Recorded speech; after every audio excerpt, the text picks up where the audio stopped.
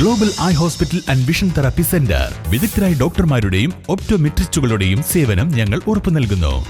Global eye hospital and vision therapy centre. Kerala മദ്രസ എഡ്യൂക്കേഷന്റെ നേതൃത്വത്തിൽ മെലാറ്റൂർ ഇർഷാദ് നഗറിലെ അൽ മദ്രസത്തുൽ ഇസ്ലായിയിൽ നടത്തിയ ഖുർആൻ എക്സിബിഷൻ ശ്രദ്ധേയമായി. മഹല്ല് പ്രസിഡന്റ് ഹനീഫ എക്സിബിഷൻ ഉദ്ഘാടനം ചെയ്തു. ഇർഷാദ് ഇംഗ്ലീഷ് സ്കൂളിലായിരുന്നു എക്സിബിഷൻ.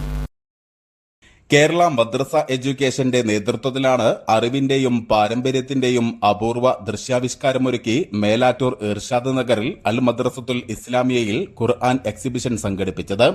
ഖുർആന്റെ സന്ദേശവും പൈതൃകവും വിവിധ രീതിയിൽ അവതരിപ്പിച്ച പ്രദർശനം നേരിൽ കാണാൻ നിരവധി പേരാണ് എത്തിയത്.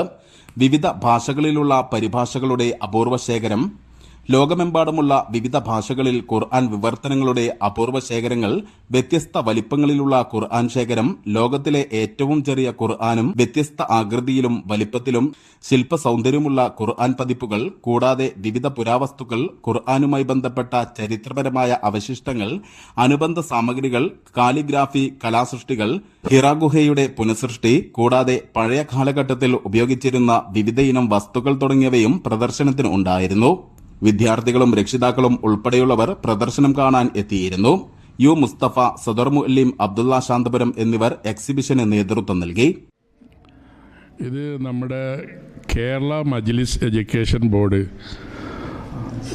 മദർസ ബോർഡ് നടത്തിവരുന്ന ഈ വർഷം നടത്തിയ ഖുർആൻ ഫെസ്റ്റ്, അതിനോടനുബന്ധിച്ചുള്ള ഒരു ഖുർആൻ എക്സിബിഷനാണ് ഇവിടെ നമ്മൾ നടത്തിക്കൊണ്ടിരിക്കുന്നത്.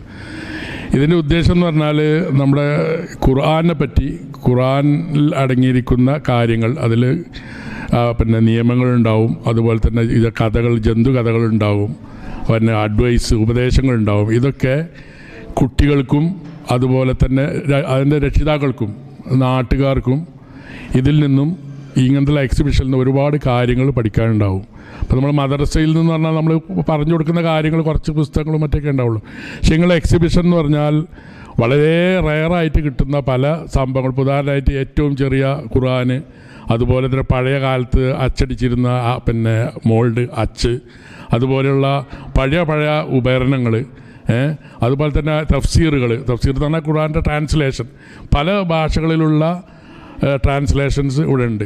ഇതൊക്കെ അധികം ആൾക്ക് അറിയില്ല. അപ്പോൾ നമുക്ക് കേരളത്തിൽ ഇപ്പോൾ ഇംഗ്ലീഷ് അറിയും, അതുപോലെ മലയാളം അറിയും. ഇങ്ങനെയല്ല, ഇപ്പോൾ ഹിബ്രു ഭാഷ ഉണ്ടാവും, അതല്ലെങ്കിൽ സുരിയാനി ഭാഷയിലുണ്ടാവും, അതല്ലെങ്കിൽ നമ്മൾ വേറെ ഏതെങ്കിലും ഒരുപാട് സൈസ്, ഇപ്പോൾ തക്കാലു, ഫിലിപ്പീനി ഭാഷ. News bureau, Melattur.